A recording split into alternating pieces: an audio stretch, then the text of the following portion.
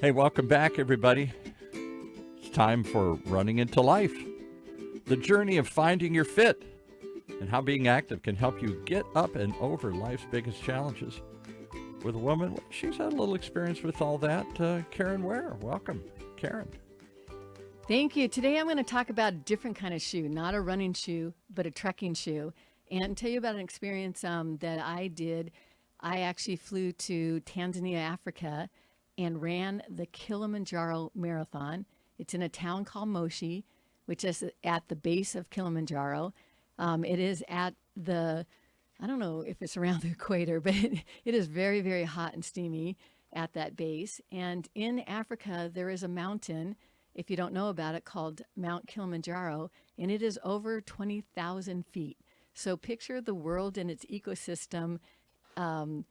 The world this way, Mount Kilimanjaro is actually a vertical mountain of almost all the terrain in the world. You start out in the hot desert and you work through the jungle, and then you work your way up, and it's a I call it a massive stair climb. So I brought on board today in this podcast because I thought it'd be super interesting for you to find out who the people are that trek. And my guide, his name is Epa, and we're going to introduce him. We're going to just chatter and talk about what it's like to be a guide, what it's like to raise a family there, what I took back and what I learned on that trek, and what I brought back, and why I started Caren Ware event, because it was really because of Epa and being introduced to the porters and the needs that they had and the villages. And I came back to the United States and I started Santa Claus of the Cause. So I'm going to introduce you to Epa, and Epa, introduce yourself and tell us what you do for a living. Okay, my name is Epaphras Mgina. So in short, that's why they call me Epa. I have been doing Mount Kilimanjaro as a guide for about 25 years. That's what I'm doing for a living. And I have 4 kids. I have the 19 years old called Johannes. I have the 9 years old called Naricisius. And I have the 5 years old Naricisia. And I have the last one who is 2 years old, a boy called Taricisius. So I have one girl, 5 years old, and I have 3 boys. So what I'm doing for a living, I'm typically based on climbing Mount Kilimanjaro. So I do Mount Kilimanjaro as the source of my income, but still I'm doing it for adventure also. I love doing that Mount Kilimanjaro. It's where I met Caren Ware. So what I did is Mount Kilimanjaro is a mountain that you can climb, and is also very close to all the animal safaris. And the end of February, that town of Moshi puts on the Kilimanjaro Marathon.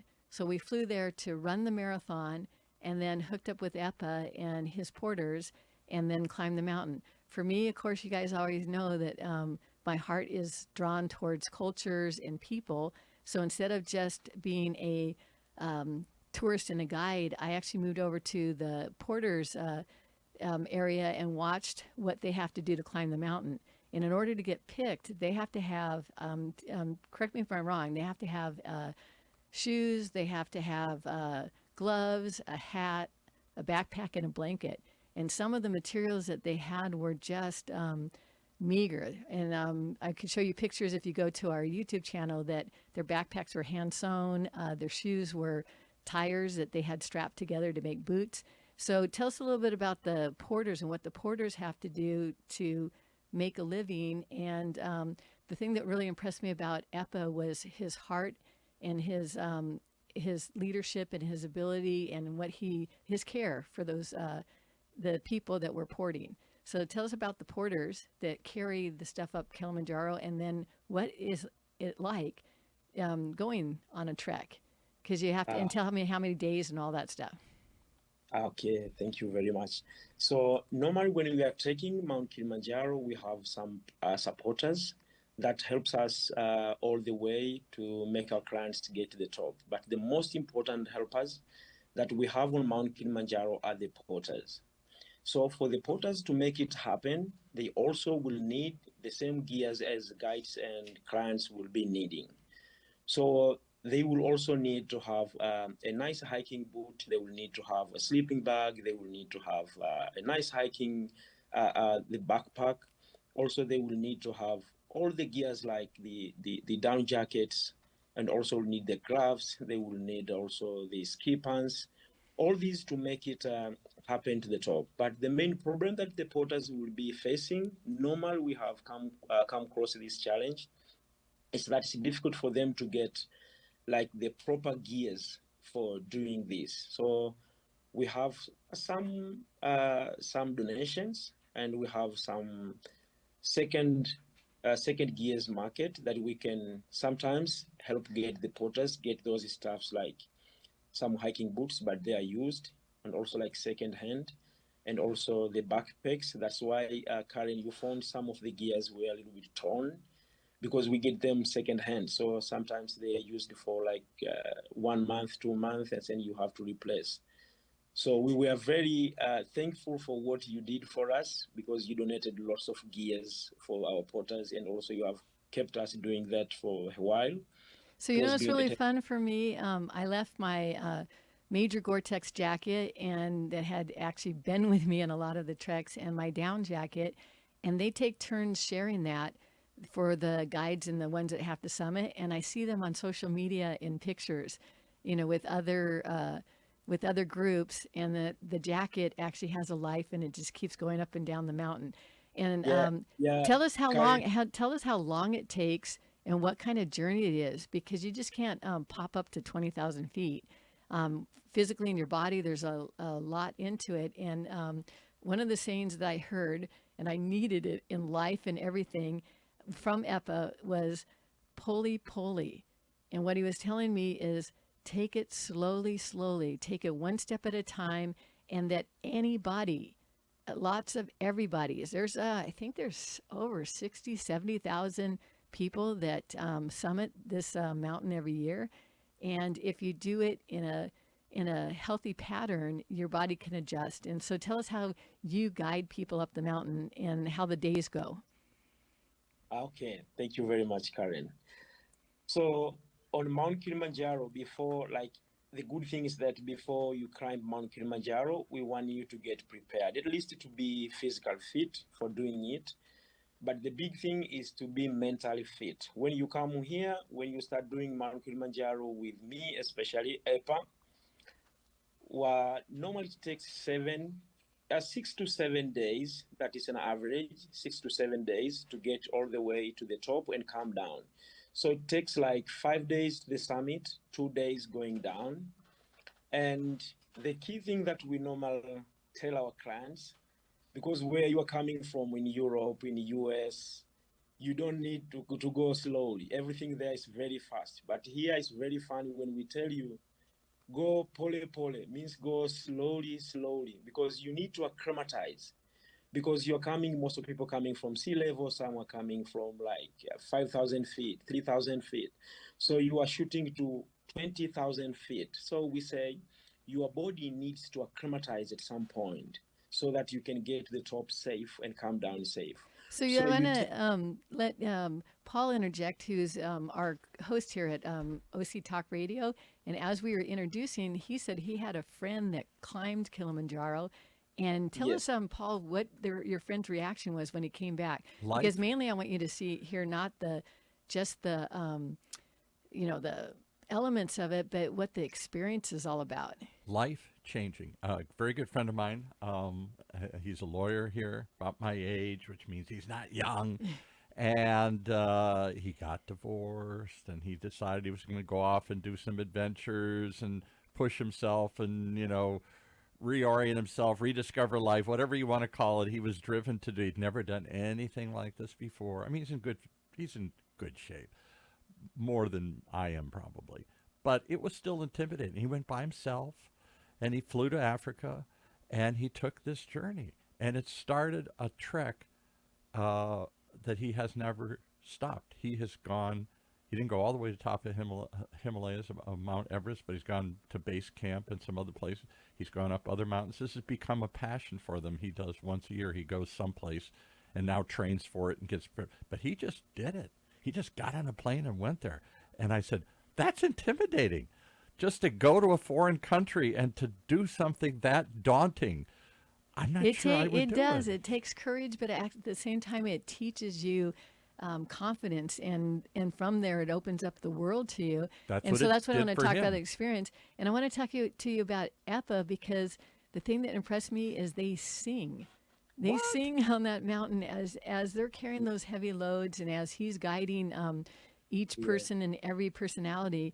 I'm hearing songs and humming, and then they actually beat us up the mountain, and then they set up tents and a camp for you at each of the levels. And it was an amazing experience. And to accommodate you, you tend to you have to have a roommate in your tent. And so I was roomed with a beautiful petite little girl, nurse from Loma Linda. And Loma Linda, of all the people from all over the world. You yes, meet somebody from yeah, Loma Linda. go figure. And she was just beautiful. People loved her. And as we were Epa trekking, doesn't know Loma Linda's like right next door here. yeah. So So same things happen all over the world. Is I run into people like, wait, that's the town I'm from, or close to it. And as we're going through on, I think the second day we started going through kind of a rainforest, and it was misty and we were wet all day. And when we got to camp, I noticed that she wasn't coming in the tent, and she was just slumped over on a stump. And I went over to talk to her, and she's kind of mumbling, talking to her head, and she didn't feel good. And I recognized it because I had taken survival classes in college. She had hypothermia. wow. And her little body temperature couldn't keep the heat in, even though it was hot and we started out, days before. On that particular day, she couldn't keep her body heat because she was just tired. And so we kind of went into, rescue mode with her, as far as, I had to, take her clothes off, get her wet clothes off, get warm clothes on, get warm, tea in her. And so it is a real trek. It is a real mountain. There are real elements on it. Do people die on the trek? Do people get sick and have to get airlifted down? I mean, I can't imagine everybody does this easily. It's Yes. so rare if you think Well, I was 60 gonna ask million. Epa So here. Yeah, so Epa, right. tell us what you what you have to deal with on the mountain, but we don't want to Yeah. scare everyone away. We No, want to but just encourage you to Yeah. tackle Yeah, it. but because that's why we say take it is pole pole. People will not understand. Pole pole is the number one cure, because when you go slowly on the mountain, it makes you acclimatize. The main problem with the mountain is the acute mountain sicknesses that we get on the high altitudes. Right. But you go slowly, and then you listen to your body. You go slow, you walk, you hike, you communicate. And then, like what Karen says, if you have your roommate in the tent, you share it, and then at the end, you can find a solution. People still get sick sometimes. They get sick, but it's very minor, like normal symptoms of the high altitude, like getting a headache. right. Some can feel nausea, but it doesn't come to that very severe. It doesn't come to that extent, because we know when guides are there, we can communicate in case if it happens, somebody gets a serious problem, immediately we evacuate to go down. Right. But it's very rare happening, because we know how to control it by just taking slowly. And also the thing of singing, that was Karen was saying, when you sing, you make people like think as if they are not doing something serious. They Yeah, forget what. that's a good point. You're just a bunch of Yes. kids out for a hike. Yeah. Yeah. It's such an enjoyable experience. It majorly is. And the neat thing Yeah. is you get to know everybody, your comrades, when you get done. And there's That's what all my kinds of groups up on So my Kilimanjaro. friend said he Yeah. knew nobody, and when he left, he felt like he knew everybody. Yeah, and even the other groups are, there's groups there that there was a group when we were up there. What were they? Women High on Adventure, and I hear this hooping and hollering, and I go trotting over to their camp, and I met all these girls that were celebrating National Day of Women by summiting Kilimanjaro. It was pretty amazing. But it's neat with EPA. I made sure I kept contacts with them, and EPA shared that he was struggling with with the health of his son, and I think it's your oldest son now, the 19-year-old, way back then, they discovered that he had diabetes, and EPA was working his heart out to get medicine like every 3 days, and they were missing a machine that would monitor how they could regulate his diabetes. And when we found that out, I made sure that year's Santa Claus of the Cause made profit enough to buy him a machine. So tell us a little bit about that, and then about your schooling. And what's life like in Tanzania? Is it hard? It is hard. Tell us about your life. How did you get into this? What's life like? And talk about the help that Caren gave you here. Yes, life in Tanzania, especially for like if you are just non-employed, you are depending working just on Kilimanjaro, and you are climbing Kilimanjaro just for the source of income. So sometimes it's hard. Life is hard because it's climbing Kilimanjaro is seasonal. So you do it like from June to October, and then on November, December, you have nothing to do. And then January, February, you do it. And then March, April, May, you have nothing to do. So it makes a little bit life a little bit harder for that. So normally it gets a little bit difficult for us to overcome the difficulties of the life because we don't have like. And do you live in, I don't want to offend you, but do you live in a city or a village? Or I'm trying to picture where you live. I'm trying to see into your life here. Well, tell him where you're from, because Yes. I met his parents, and I moved to Moshi. I was from the south, the town called Njombe, the village actually called Njombe, and then I moved to Moshi just to work on Kilimanjaro, where I found opportunity here. And then when I started living, I was living here in Moshi in the village called Bomangombe, and then I continued working with Mount Kilimanjaro. So I had all these kids when I was living here, except the 19 years old whom I got when I was living in Njombe. So when I got the 9 years old, who is diabetic, and then that was like a little bit challenge because we didn't know. It was quite strange for us to say somebody's diabetic at that age. So it was a little bit strange. And do they have hospitals there, or is this remote and rural? I don't know what it looks like. So we have hospitals. We have to move. We have hospitals. So we went, and the hospitals realized that was a problem. And then I said, no, this is strange for the kid to have diabetic. And then I said, our kids have diabetes because they eat junk food all the time here. Yeah. Yes. So and they're inactive, right? Yeah. So was a little bit strange. But when I try to share, so, when I get something challenging like this, like Caren now became like the best friend of mine. Like the mom. I said, let me share with Caren, and Caren will tell me what is this. Okay. And Caren said, no problem, that is normal. We have those cases here in US.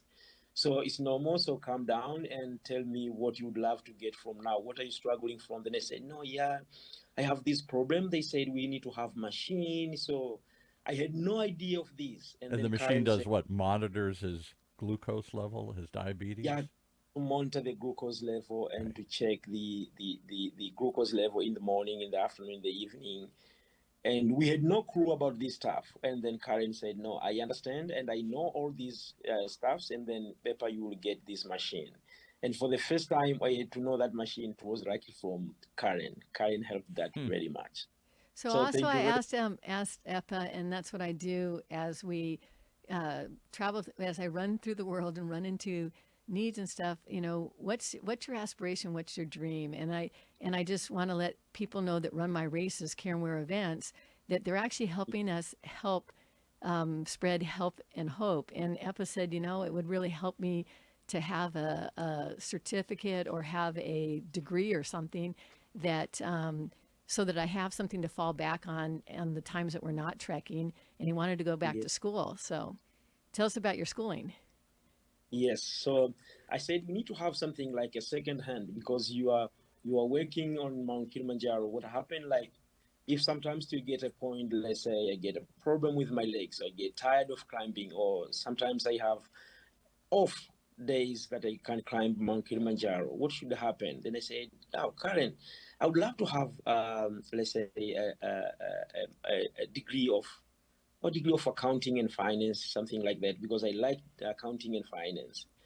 So we sat down with Caren, and I said, no, let me go back to school. So I went back to school. So that was a very big support from Caren. So she supported me a lot. So I went back to school. I studied my first certificate. I did diploma of accounting and finance, and I did a degree of accounting and finance. So now I'm the holder of Bachelor of Accounting and Finance. And I got to Thank you very stop much. you for 1 second. So, in this small rural village at the base of the Yeah. mountain where you live, is that common? Does everybody, or is this rare? No, this is amazing that we have a graduation hat on top of EPA. Yes. Thank you very much, Karen. Yeah, so I just want to let people know that Where in the World Adventures that we're just kind of kicking off on the side is we are setting up trips to You have go. more clever sayings, finding your fit, where in the world is Karen? It's like that where is That Where in the World Waldo? Waldo. And Right. what I want to do is offer people the opportunity to experience this, because not only the thing that just blew me away, also what EPA says is it does safaris. The animals, if you ever watched Lion King, I thought, oh, that's excessive. There's not that many animals on Earth.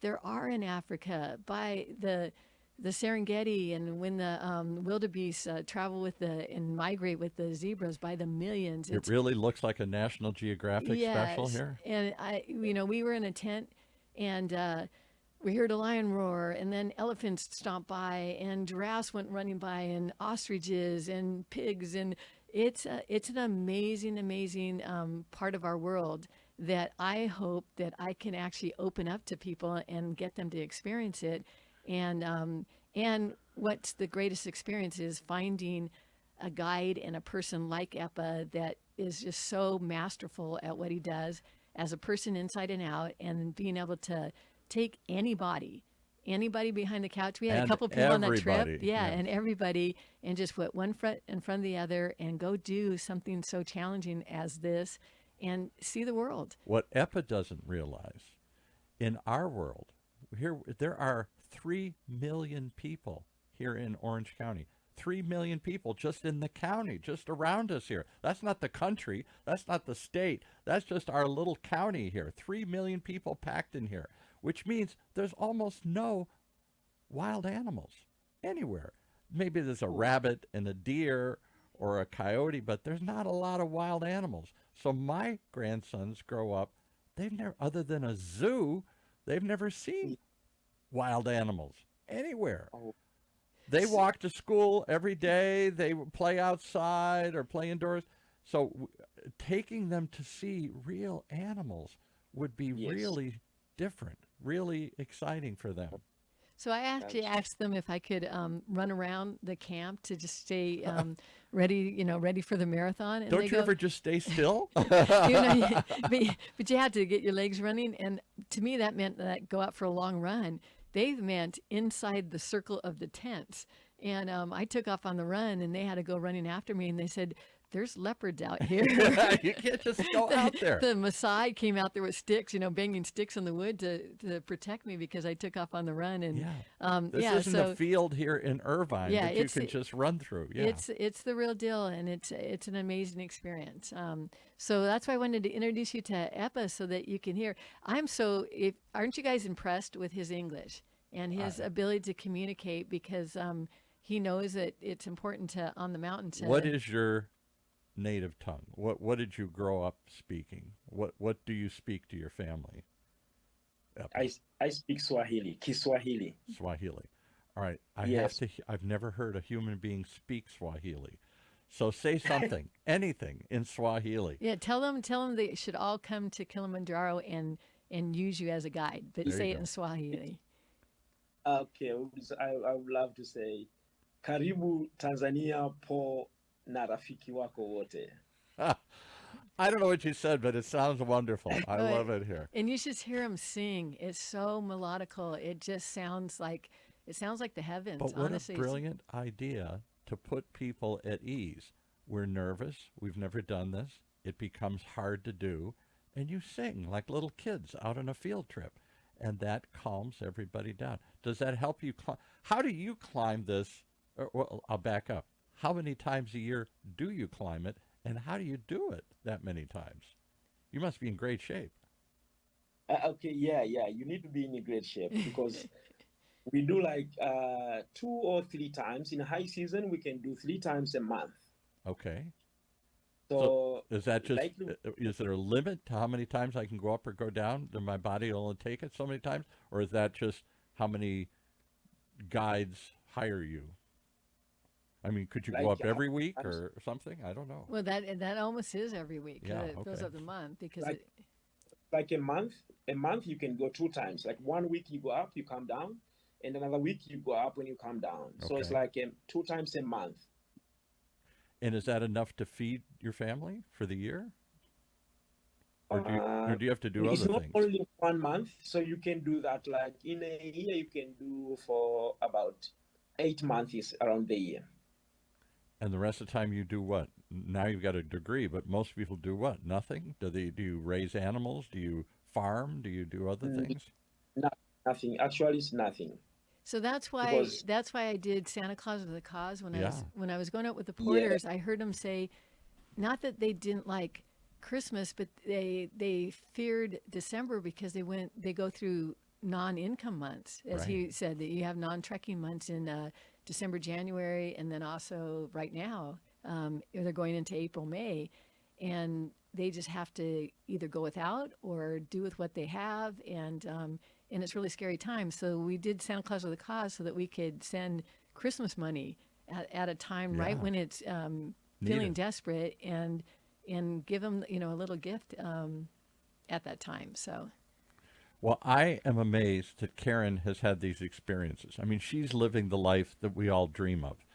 But what's even more amazing is she's bringing people along virtually through these stories, physically by helping us contribute and feel like we're part of this. yeah. How do you have a foundation set up, or is it just you just take money from the race and send it to them? so I just take money from the race and send it to them at this time. We're working on a Where in the World Foundation, which takes a board and all that stuff, and I didn't Yeah. want to wait for all the intricacies of doing that. 501c3 Yeah, and I you got to just want to. file and I just everything. am gifting it out of my. I actually just had my taxes done, and they said, that's not deductible, and I'm just You giving it know, out you of can't my. just give money away No, I and am giving money away, and I'm just giving out of my heart, and that's just a portion of everything that I make. I turn around and give back, mainly too because when I went to Africa, I went through a situation that I didn't expect, and my accounts were frozen, and I had $20 in my pocket. what? I had $20 in my pocket. And you're in Africa. In Amsterdam when we were changing. I went to go get money out of the ATM, and the accounts were locked out.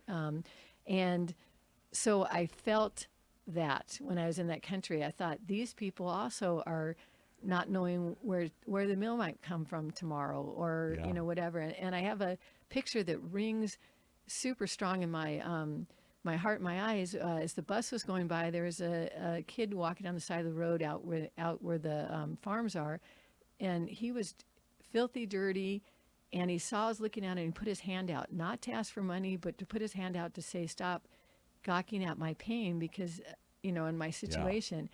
And it just, I Stop without thinking gawking that at my pain. that Yeah. $20 bill that was in my pocket, I took it out of my pocket and stuck it through the window, and the bus wind whisked it away into a ditch, and it landed right at his feet. And the look that he had when he picked it up, and I had that split second eye contact with him, like, wait, you just did something to take away my pain, something real. And I had taken that $20 and put it in their currency, and I thought somewhere along this trip, because the trip was all prepaid for, luckily, and I just Yeah. had to live on what they provided for us. Somewhere that $20 is supposed to go somewhere. So I kind of have made it a habit ever And you since. put it out into the wind. I It put could it have in- blown any which way, but Yes. it blew to his feet. And it just sucked right into that ravine where his feet is, and he trotted over there and grabbed it, and we had just enough time as we whisked by to have eye contact, and he had that in his fist, and he goes, and his eye contact said, you just helped me, you just changed my situation in a way, just for that second. And I couldn't take the years or And I or don't what want to was ahead sound of him. awful, Epi, but $20 for most people here in Orange County is nothing. It's like a penny. They throw that away every day. On Uh, Starbucks. on Starbucks or coffee or a donut. This morning I took my grandkids to school and we got there early. They wanted a donut. We spent $20 just buying them donuts. And I think to myself, I mean, I want them to be happy, but shame on us that we're that wasteful, that $20 could find a better use. Well, so How much, Epa, how much does a guide make, not a guide, but a porter? I think they're only getting paid $5 a day to carry a What? load. Is that correct? Something like that. Yes, for the porter, yes. Now it has gone to $10 a day. Oh, good. That's, $10 But a yeah, not when I was there, it day. was $5 a day. it And was $5 a Wow. Wow. yeah. Well, you humble us with these stories. You intrigue us to see more and hopefully inspire us to help. If they want to help, Caren, you have an event coming up or this yeah, so I'm in a doing, couple of weeks here I'm for doing, those listening live. yeah, I do once a month, you guys. I put on a themed event here in Orange County, and I try to do a lot of them at Bolsa Chica, Huntington State Beach, and then inland. This one is actually going to be in Irvine in August or in August, in April. April 19th, the Rabbit Run, and we Because do it's Easter this yes, time of year. and we right? do a whole Easter theme, and you get goodies, and it's a beautiful, fun finisher medal that's a rabbit and Easter egg. We do 2 races because some people are competitive, and so we do the OC Wild Hair Challenge 5K at 8 o'clock, and then we do a rabbit run that's just fun. We time it so that you know where your time is at, but it's a fun run for families. And then if you're super competitive and want to do a longer distance, like a 10K, you run both races and you get 2 medals. So you got to look it up, Caren, And you give away some pretty good swag, T-shirts, medals. absolutely. The women that were in here said, I kind of do it just for the medals. This is like not just giveaway stuff. They love this themed, all our themed races and People all our come things. dressed as rabbits and do silly things. So it's that part amazed me. Your themed runs aren't just for the hardcore. They're for anybody, everybody, little old ladies, little kids, families. Somebody had a pacemaker. I mean, any pace you want to go at. Was it poly? Is that what I say here? They can go pulley, or they can go all out, because we also, I know that I'm one of them. That's why I'm wearing this. I just got back from the World Masters Indoor Track and Field Championships. Wow. And if you are interested in competition and stuff, there's actually age graded masters competitions. Look up USA TF, and TF stands for track and field. And you're competing against other people within your age bracket. I'm over 60, Right. so I'm 60 to 64, and that's that's just a fun thing. I'm going to tell you more about that on another podcast, not this one. But yes, there is something out there for everybody and anybody. And the cool thing is, if we are active and inspiring and enhancing our life, let's turn around and just reach out and enhance somebody else's life. Because it all somehow connects together. We are one big family here, and too often we think of our own world and our own family and all those around us, and to the exclusion of everybody else, certainly on the other side of the world. Thank you so much for joining us today, Epa, all the way in Tanzania. It's hard that we believe in today's world. We're talking to him live from Tanzania at the base of Mount Kilimanjaro. It's going to take me a while to get used to this idea here. And then also to know that your heart's going to connect around the world. Yeah. This is my son. And I have another Your son. family. Yeah, I have family in the Himalayas, as you got introduced a couple weeks ago. You have family all around the world. Suit up in that guide and connect. Well, again, how do they connect if they want to learn about your events? Caren Ware events. So you have to remember Caren with the C, with the word care. So You obviously care. Yeah, right. Caren. Last name is Ware, Ware, and the word event. Go look it up. It's a list of all the calendar races that we do, and it has a more information button, and it has a sign up button. And just know that your proceeds are going to help us do what we just talked about. And by all means, like us, share this story with somebody else. That's the best thing you can do. If you're moved by it like I am, certainly come out and participate. Certainly, if you can open your heart and contribute. But most of all, the best thing you can do is to contribute. Just tell the story. That's all we ask. Share the story with somebody else and come back and hear more as we continue to explore the world. Where in the world is Caren? Where in the world is Caren Ware? Thanks for joining us, Epa. Thank you very much. You're most welcome. Thank you very much. I'm very happy to join this big show in the world. Asante sana.